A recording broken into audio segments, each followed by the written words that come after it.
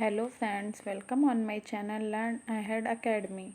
I hope आप सबने हमारे चैनल को सब्सक्राइब कर दिया होगा और वीडियो को भी लाइक कर दिया होगा और शेयर भी किया होगा। अगर नहीं किया है तो प्लीज़ चैनल को सब्सक्राइब करें और वीडियो को लाइक और शेयर ज़रूर करें। मैं संध्या मिश्रा लेकर आई हूँ अपनी इंडियन इकोनॉमी की दूसरी क्लास और आज हम प्रीवियस ईयर क्वेश्चंस पर डिस्कस करेंगे। तो आपका फर्स्ट क्वेश्चन है, किस पंचवर्षीय योजना के बाद रेलिंग प्लान लागू किया गया? किस पंचवर्षीय योजना के बाद रेलिंग प्लान लागू किया गया? पांचवी पंचवर्षीय योजना के बाद रेलिंग प्लान लागू किया गया। कब लागू किया? पांचवी पंचवर्षीय योजना। तो आपका इसमें ऑप्शन नंबर ए सही हो जाएगा।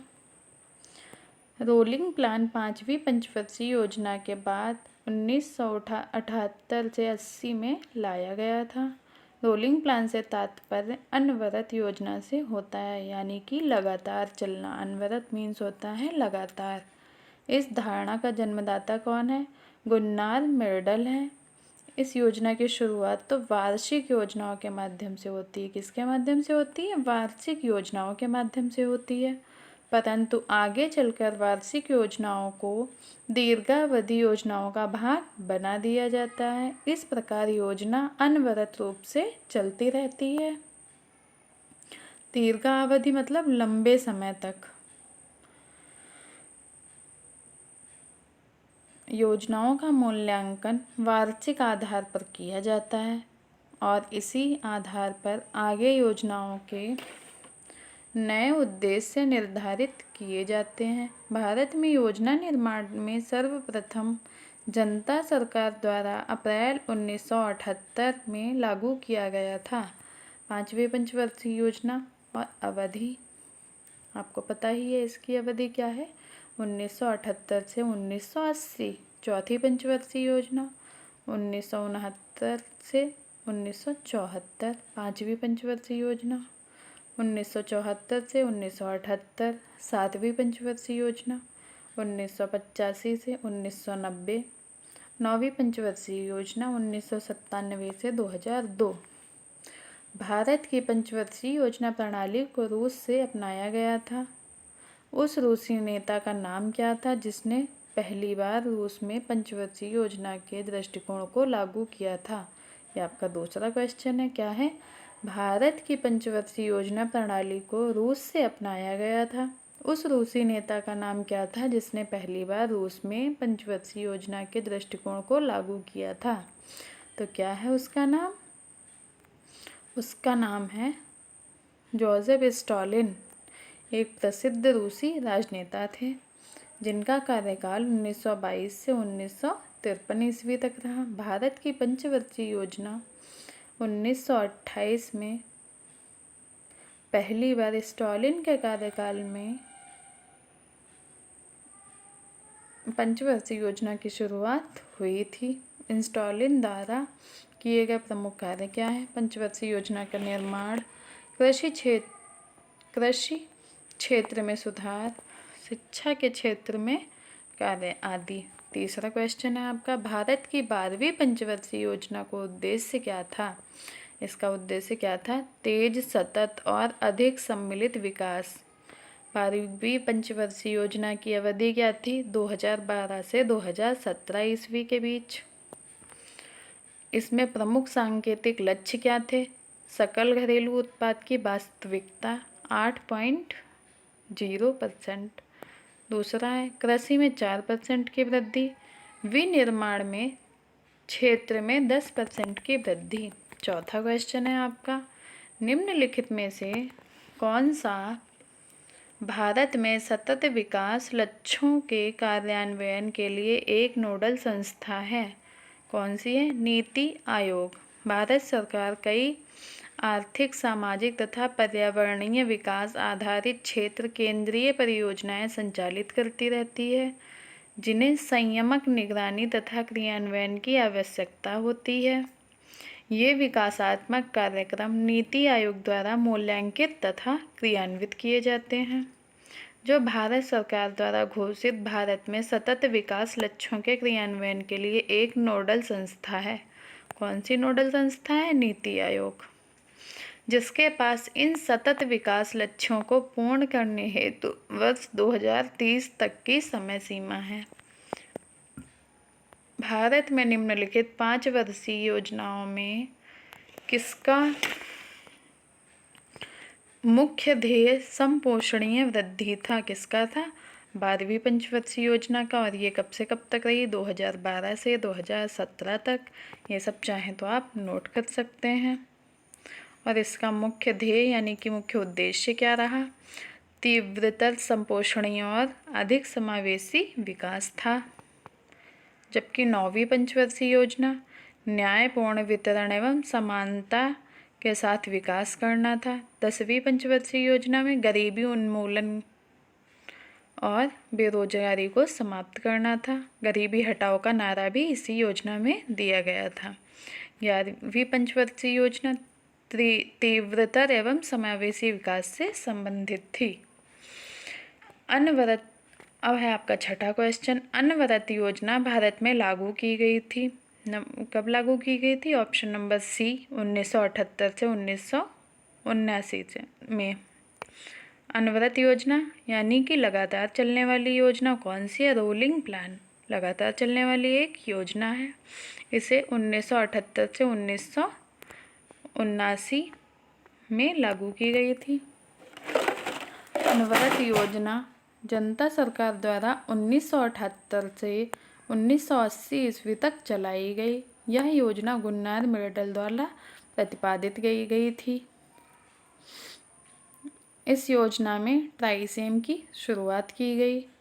अनवरत योजना का प्रतिपादन गुन्नार मिर्डल द्वारा अपनी पुस्तक एशियन ड्रामा में किया गया था, जिसे भारत ने लागू किया। अब है आपका 7वां क्वेश्चन। निम्नलिखित पंचवर्षीय योजनाओं और कार्यक्रमों का मेल कीजिए। प्रथम पंचवर्षीय योजना सामुदायिक विकास। द्वितीय पंचवर्षीय योजना तीव्र औद्योगिकरण। तृतीय पंचवर्षीय योजना आधारभूत उद्योगों का प्रसार। चतुर्थ पंचवर्षीय योजना स्वावलंबन की प्राप्ति एवं स्थिरता के साथ समृद्धि। पंचम पंचवर्षीय योजना न्यूनतम आवश्यकता कार्यक्रम। अब है आपका 8वां क्वेश्चन। नवी पंचवर्षीय योजना कब आरंभ हुई? तो इसका आंसर होगा ऑप्शन नंबर सी 1 अप्रैल 1997 को नवी पंचवर्षीय योजना प्रारंभ की गई। और जिसका समापन कब हुआ? 31 मार्च 2002 को इसका समापन हो गया। इसका मुख्य उद्देश्य क्या था? सामाजिक न्याय और समानता के साथ आर्थिक समृद्धि। अब है आपका क्वेश्चन नंबर 9। अप्रैल 1992 मार्च 1997 के दौरान भारत में कौन सी पंचवर्षीय योजना चल रही थी? कौन सी चल रही थी? ऑप्शन नंबर सी 8वीं पंचवर्षीय योजना। प्रथम पंचवर्षीय योजना कब से कब तक चली? 1951 से 1956 तक। इसका मुख्य उद्देश्य क्या था? कृषि सहित सिंचाई तथा बिजली परियोजनाओं की सर्वोच्चता। द्वितीय पंचवर्षीय योजना कब से कब तक चली? 1956 से 1961 तक। इसका मुख्य उद्देश्य क्या था? औद्योगिक विकास एवं समाजवादी ढांचे का निर्माण करना। फिर है आपकी वार्षिक योजनाएं कौन सी थी? कब से कब तक रही? 1966, 1967, 1968 तक। फिर थी आपकी चतुर्थ पंचवर्षीय योजना, ये 1969 से 1974 तक रही। इसका उद्देश्य था स्थायित्व के साथ विकास तथा आर्थिक आत्मनिर्भरता की प्राप्ति। पांचवी पंचवर्षीय योजना 1974 से 1979 तक रही। इसका उद्देश्य आत्मनिर्भरता प्राप्त करना था।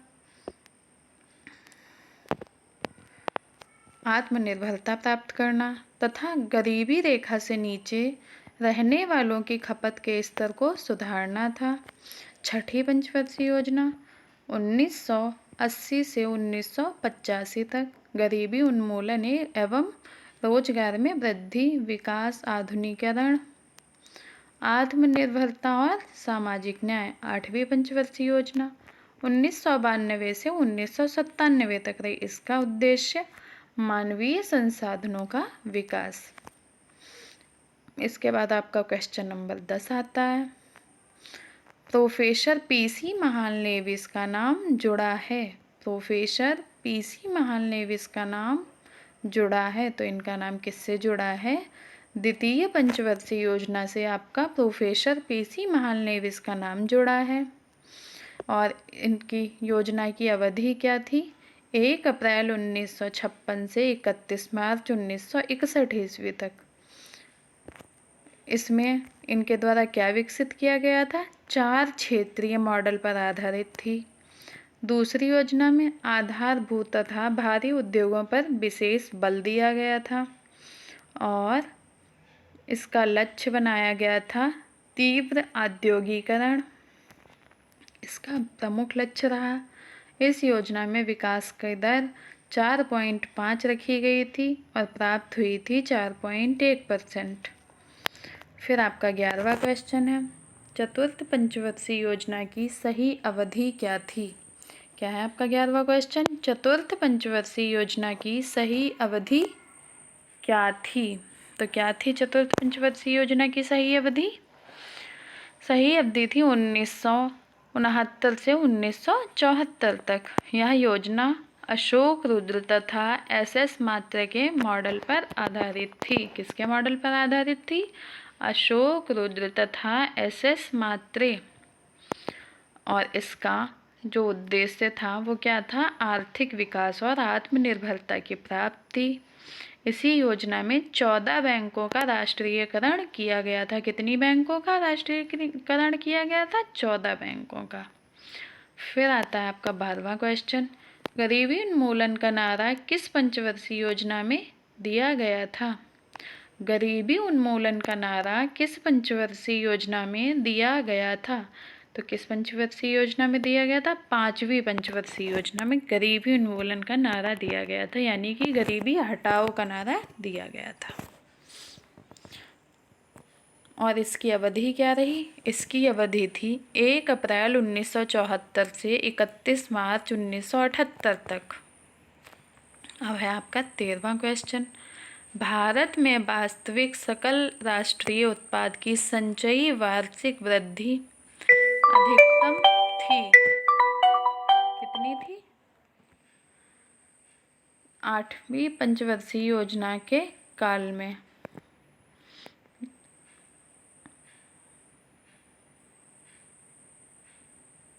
और इस योजना में 5.6% की वृद्धि का लक्ष्य रखा गया था, जबकि प्राप्त वृद्धि थी 6.8%।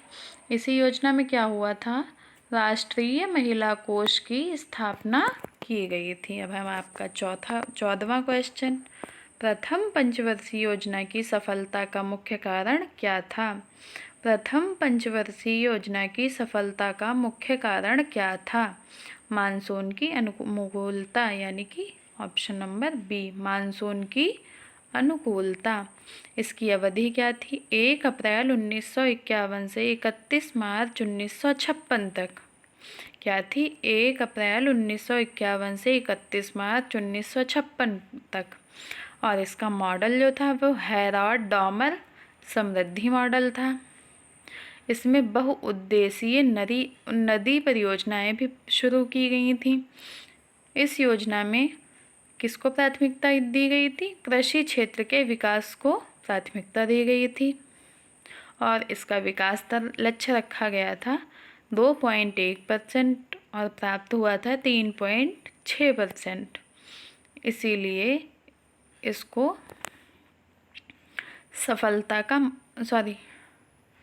इस योजना की सफलता का मुख्य कारण अनुकूल मानसून था। फिर आता है आपका 15वां क्वेश्चन, 11वीं पंचवर्षीय योजना की अवधि थी। क्या थी 11वीं पंचवर्षीय योजना की अवधि? 2007 से 2012 तक। 1 अप्रैल 2007 में परिवर्तन में आई थी ये। और इसका मुख्य लक्ष्य तीव्रतम एवं समावेशी विकास था। अब है आपका 16वां क्वेश्चन, भारत में योजना आयोग की स्थापना किस वर्ष में हुई थी? भारत में योजना आयोग की स्थापना किस वर्ष में हुई थी?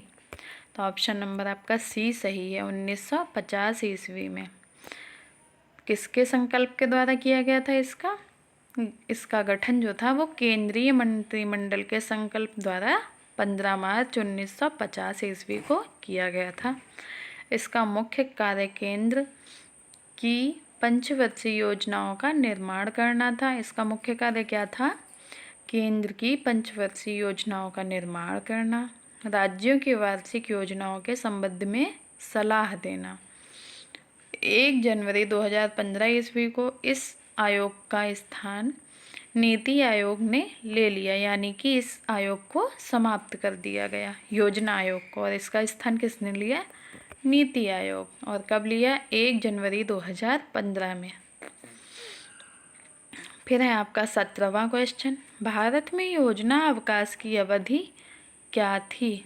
भारत में योजना अवकाश की अवधि क्या थी? तो क्या थी अवधि? 1966 से 1969 तक। किसके बाद योजना अवकाश हुआ था?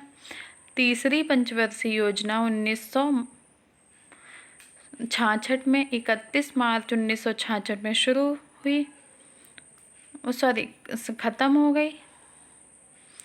और इसके बाद चतुर्थ पंचवर्षीय योजना का प्रारंभ होना था, लेकिन नहीं हुआ, इसमें योजना का अवकाश हो गया। अब है आपका 18वां क्वेश्चन, योजना आयोग का अंत किस प्रधानमंत्री ने किया? योजना आयोग का अंत किस प्रधानमंत्री ने किया? तो किसने किया? प्रधानमंत्री नरेंद्र मोदी ने क्या किया? योजना आयोग का अंत कर दिया। और इस योजना आयोग का अंत करने के बाद क्या हुआ? इसकी जगह पे नीति आयोग का गठन कर दिया मोदी जी ने। और उसका पदेन अध्यक्ष कौन है? भारत का प्रधानमंत्री होता है। और उपाध्यक्ष वर्तमान में जो कौन है? सुमन बेरी हैं। और प्रथम उपाध्यक्ष कौन है? अर्थशास्त्री अरविंद पनगड़िया थे। योजना आयोग का अध्यक्ष कौन होता है? अभी हमने आपको क्या बताया? योजना आयोग का अध्यक्ष भारत का प्रधानमंत्री होता है। और इसको कब समाप्त किया गया था? किस संस्था को समाप्त करके योजना आयोग की शुरुआत हुई? ओह गॉड, योजना आयोग को कब समाप्त किया गया? 1 जनवरी 2015 को समाप्त कर दिया गया और इसकी जगह नीति आयोग का गठन कर दिया गया।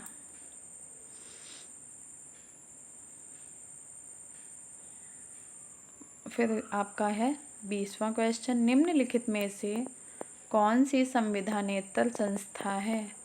निम्नलिखित में से कौन सी संविधानेतर संस्था है?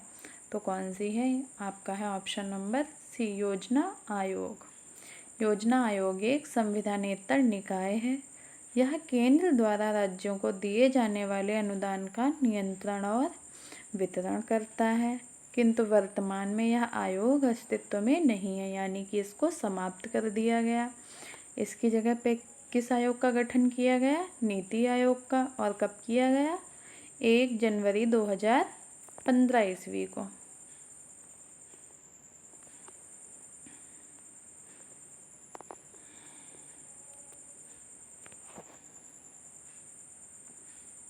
इसके बाद है आपका 21वां क्वेश्चन, राष्ट्रीय विकास परिषद मुख्यतः संबद्ध है। राष्ट्रीय विकास परिषद मुख्यतः संबद्ध है। ऑप्शन नंबर बी, पंचवर्षीय योजनाओं के अनुमोदन करने पर या करने में। राष्ट्रीय विकास परिषद एक गैर सांविधिक निकाय है। इसका गठन आर्थिक नियोजन हेतु राज्यों एवं योजना आयोग के बीच सहयोग का वातावरण बनाने के लिए किया गया। सरकार ने एक प्रस्ताव द्वारा 6 अगस्त 1952 ईस्वी को राष्ट्रीय विकास परिषद नेशनल डेवलपमेंट काउंसिल का गठन किया। प्रधानमंत्री इसके अध्यक्ष तथा नीति आयोग पूर्व में जो योजना आयोग था का सचिव ही इसका सचिव होता है। प्रारंभ में राज्यों के मुख्यमंत्री इसके सदस्य होते थे, किंतु 1967 से बाद से केंद्रीय मंत्रिमंडल के सभी सदस्य केंद्र शासित प्रदेशों के प्रशासक तथा नीति योजना के सभी सदस्य भी इस निकाय के सदस्य होंगे या इसमें शामिल होंगे। विकास परिषद अंतिम रूप में पंचवर्षीय योजना का अनुमोदन करता है। के संथानम ने राष्ट्रीय विकास परिषद को सर्वोच्च मंत्रिमंडल की संज्ञा दी है। अब है आपका 22वां क्वेश्चन। राष्ट्रीय विकास परिषद कब गठित की गई थी? राष्ट्रीय विकास परिषद कब गठित की गई थी? ऑप्शन नंबर डी आपका सही है। 6 अगस्त 1952 को। कब गठित की गई? 6 अगस्त 1952 को। यह एक संविधानेतर निकाय है जिसका अध्यक्ष कौन होता है? प्रधानमंत्री होता है और सभी राज्यों के मुख्यमंत्री इसके सदस्य होते हैं। नीति आयोग द्वारा तैयार योजना आयोग का अनुमोदन राष्ट्रीय परिषद करती है। अब है आपका 23वां क्वेश्चन। भारत की द्वितीय पंचवर्षीय योजना में निवेश का स्वरूप निर्धारित किया गया। भारत की द्वितीय पंचवर्षीय योजना में निवेश का स्वरूप निर्धारित किया गया। क्या निर्धारित किया गया?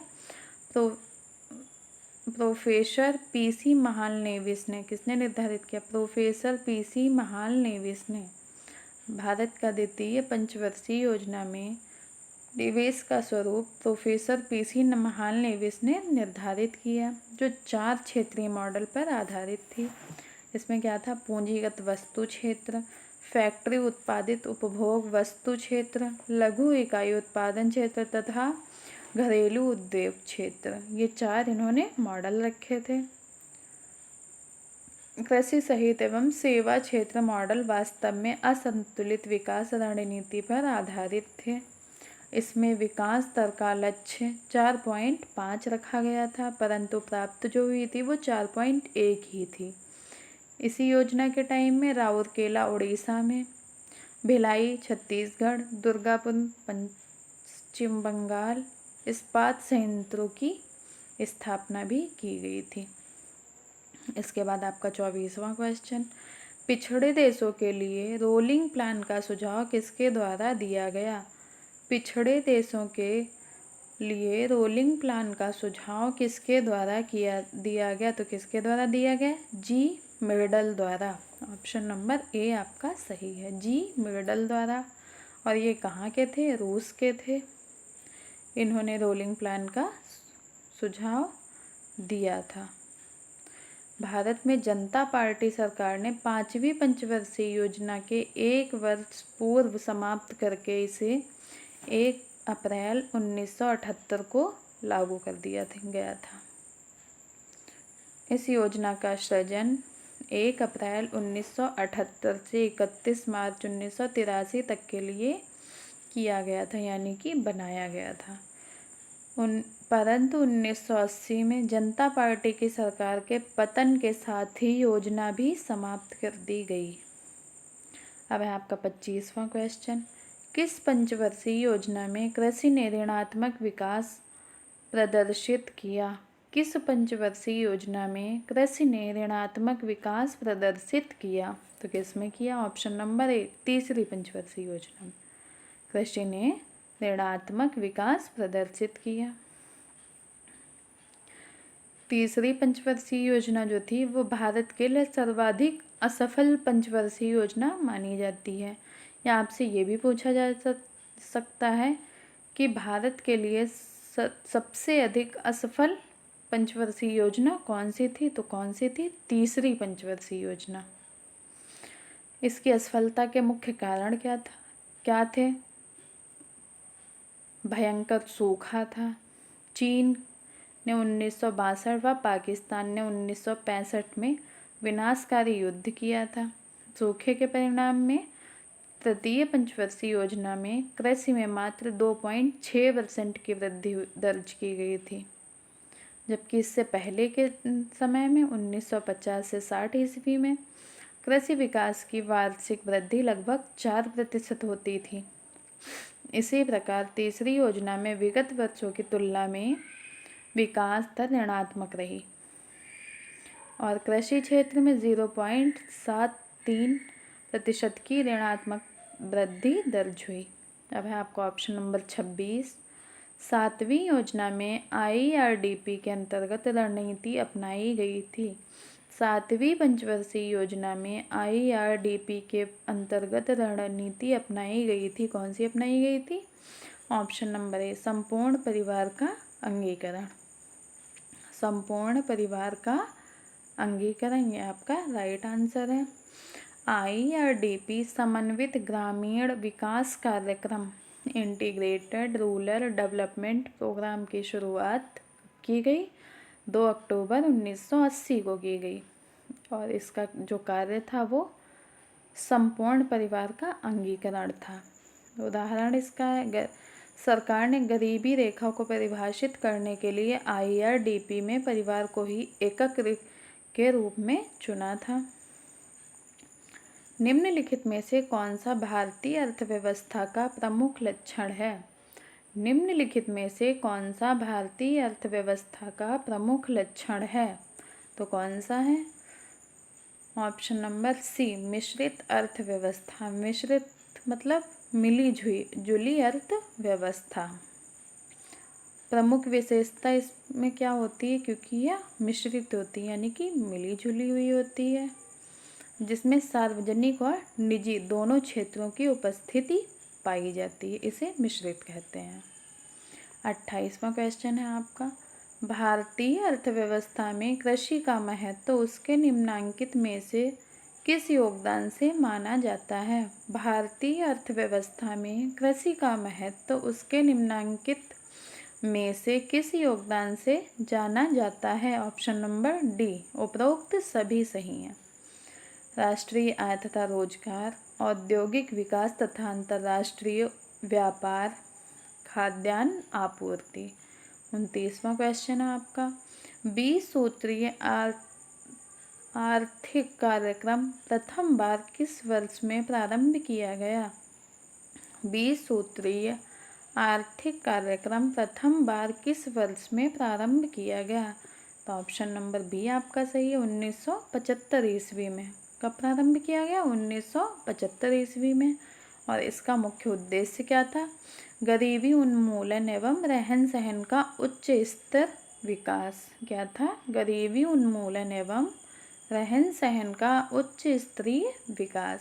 अब है आपका 30वां क्वेश्चन, समावेशी समृद्धि के लिए आवश्यक है।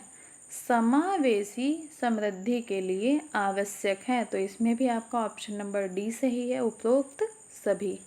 अतः संरचनात्मक सुविधाओं का विकास, कृषि का पुनरुद्धार यानी कि कृषि को दोबारा से शुरू करना, शिक्षा एवं स्वास्थ्य जैसी सामाजिक सेवाओं की अधिकाधिक उपलब्धता। कब हुई ये सब?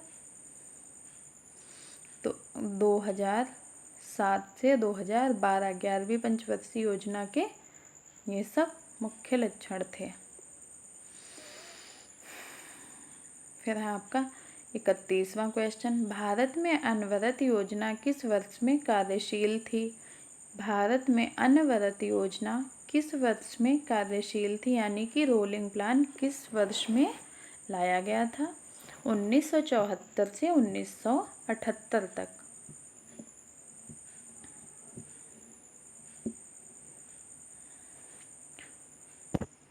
क्या था? 5वीं पंचवर्षीय योजना को समाप्त कर दिया गया था। कब समाप्त किया गया था? 1974 से 1978 तक। इसके बाद 1978 से 1979 तक अनवरत योजना यानी कि रोलिंग प्लान को शुरू किया गया था। और किस सरकार ने इसको समाप्त कर दिया था? कांग्रेस सरकार आने पर अनवरत योजना को समाप्त कर दिया गया था, यानी कि कांग्रेस सरकार ने इसको समाप्त कर दिया।